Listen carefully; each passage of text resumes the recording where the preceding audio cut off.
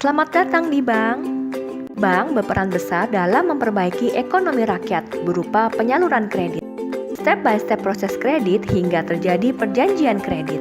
Namun, tak semua kredit berjalan sesuai harapan. Terjadi wan prestasi atau gagal bayar pasti ada. Salah satu penyelesaian masalah kredit adalah dengan cesi.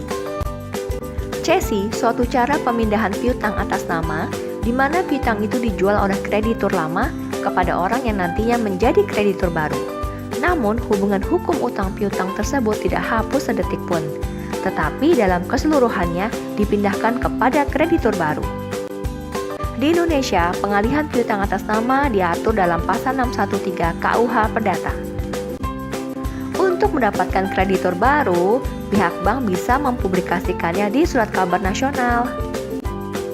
Bank selanjutnya membuat materi iklan penawaran pengalihan piutang. Pusat pemasangan iklan.com, kami siap bantu publikasikan semua iklan Anda di media cetak nasional atau lokal. Desain gratis, respon cepat, dan diskon maksimal. Segera kirimkan materi iklan Anda ya. Admin kami yang ramah dan informatif siap layani Anda.